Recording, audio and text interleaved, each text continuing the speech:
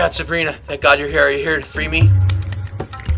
What are you going to do with that knife? Cut me free?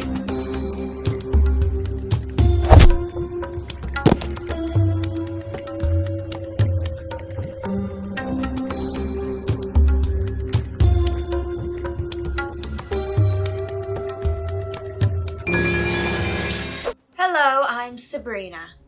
And I am Robert. Today, we're going to review 1980's Cannibal Holocaust, a film directed by Italian director Ruggero Deodato.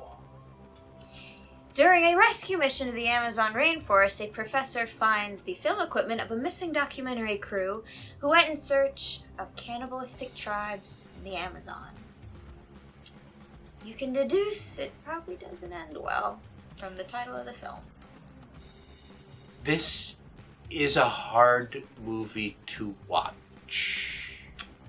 That is an understatement. So, it's 1980, and special effects are what they are. In 1980, they are all practical. There's no CGI or anything like that. And, well, let's just come right out. So, you know, it's about cannibals. What do cannibals do? They eat people. They eat people. And the film was so believable, so realistic, that after it was released, the director was actually arrested. First for obscenity, because not only is there blood, gore, and guts, there's a lot of nudity. The director's Italian. Not just nudity, there's sex. The lead actor was a porn star. Yes, and he was actually the best actor in the movie. Which isn't saying much.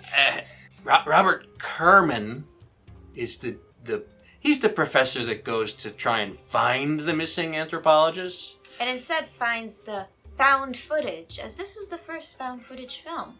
It is as my research indicates, yes. It is the first found footage film that, you may have heard of The Blair Witch, which was made like 19 years later than this one. And so this Kerman guy, his most famous film, besides maybe this one, is Debbie Does Dallas from, I think, 1978, which was a widely popular porn film. And he uses a pseudonym in all his porn films. But he's got 100, he's got like 100 credits on IMDb. Keep in mind, some of those are spilled over from the porn world. So some of his 100 credits on IMDb are porn. But he does have bit parts. He was in this Spider-Man movie, the first one, I think. And he was in another one of my favorites, a horror movie called Night of the Creeps. Bit parts, under 5 lines. But he has 254 porn credits. If you go to the Internet Adult Film Database, 254 porn, arguably less than 100 non-porn credits. But like I said, he's still the best actor in the thing. And the other actors that were in it, I didn't even bother taking notes on them because they, even though this was filmed like 41 years ago. None of them have really acted since. They have like 12 credits each. They haven't done much with the acting thing. What's interesting with this, I mentioned the director was arrested for obscenity after the movie came out. In Italy, his home country, yeah. However, he was then arrested for murder because the film is so realistic, and again, this is before CGI. People who watched it thought he actually killed the actors. There's one scene in particular that they cuffed him for. Yes. Which is quite brutal. We'll just say it's an impalement. Yes. Right? And they couldn't figure out. They were like, well, that's got to be a real dead body that's impaled there. And he must have killed that person. And he didn't, it turns out. He did not kill the actor. He didn't kill anybody. It wasn't a snuff film for people. Sadly, there are several animal actors in the film that did get killed on screen. In fact, Robert Kernan got in a fight with the director when he realized that they were killing real animals, and he almost quit the film. They actually, I think they killed 7 animals live. On camera. Cute. Some of them are cute animals on camera. One of them didn't make the final cut, but there are there's 6 brutal animal. I really don't want to watch animal this deaths before in here. dinner. I mean, do we tell them the animals? I don't know. One's a coati, which is a cute little thing. One's a turtle. A turtle, a monkey, cute monkey. Pig. Cute little pig. It's bad. Now, the director was arrested for murder, and kind of brilliantly, he'd put in the actors' contracts for the year after the film was released, they had to disappear, because he wanted it to look like a snuff film. So even though this was a found footage film, and he followed sort of this, if you remember the Blair Witch, they had a whole viral campaign and everybody was like, no, it's real. Yeah. This is not a BS movie, Hollywood type thing. We really found this footage. There's a witch out in the woods. Well, he did the same thing 20 years prior with, he said, actor that pretended to be an anthropologist disappear for 1 calendar year so that everybody really thinks you're dead. You're dead, and were an anthropologist and not some crappy actor that I hired because you could speak Italian. He did. You were fine with being naked on camera. He hired Italians and Americans, but the Americans got to speak Italian because it was, first it was really released in Italy, and there's some Spanish in it too because it takes place in Colombia, Amazon. So they speak Spanish. But when he was in court, he brought back one of the actors to prove he did not kill them. Just animals. I'll say this, because, and the movie is really hard to watch, and it's so, upsetting. It's not, scary. It's not like a horror movie, oh, I'm so scared. I mean, maybe you feel scared that somebody's going to die, but it's not a horror movie. It's, it's like torture porn, I guess. I mean, it turned my hair gray. See? Yeah, I got gray hair. You should go to the salon, buddy. What I do want to say, though, is in the 70s and spilling over into the 80s, cannibal films were hugely popular in Italy. In the 60s, the Italians started making, they said, oh, American Westerns are really cool. So they made spaghetti Westerns, Italian Westerns. It's American West, but everybody's speaking Italian.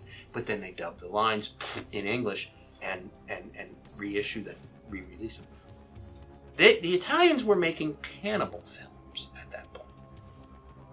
This director had, I believe, several cannibal films already. Well, but this film, so cannibal films, they're just straight exploitation. Let's look at these cannibals and make them out to be vicious and they want to eat versus them. They want to eat us Italian guys. Yes. But this is not a straight exploitation film. The director had seen some questionable journalistic integrity in Italy when this was around the time the Red Brigade started blowing stuff up in Italy, and he transferred that statement into this cannibal movie.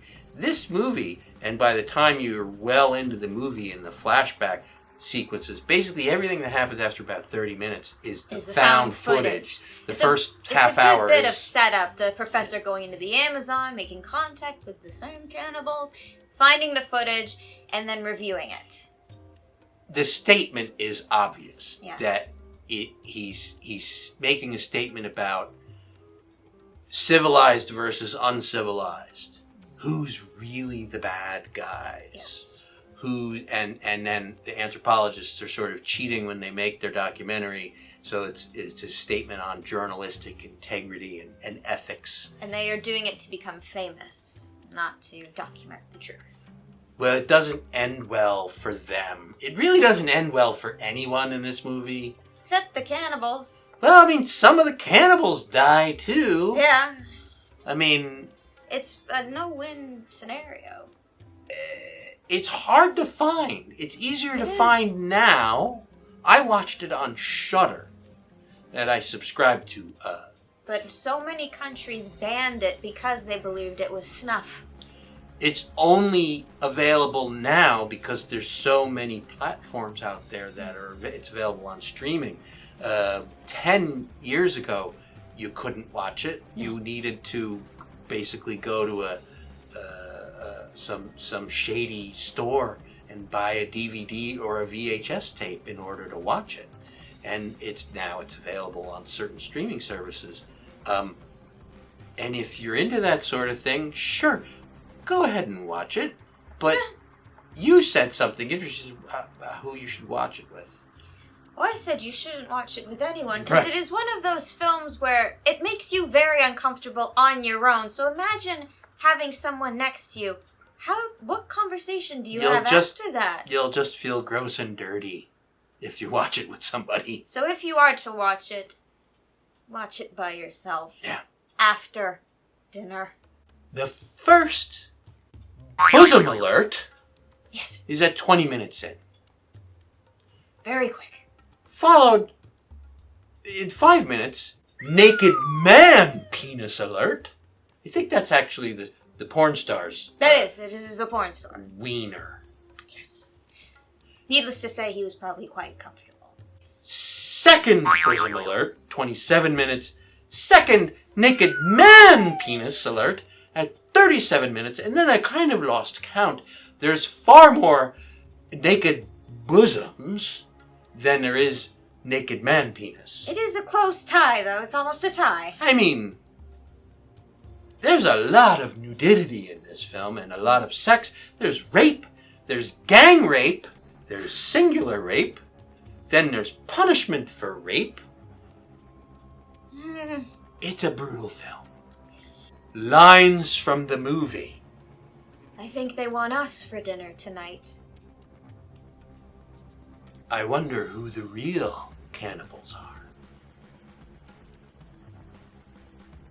We have to rate this on the pumpkin scale. Yes.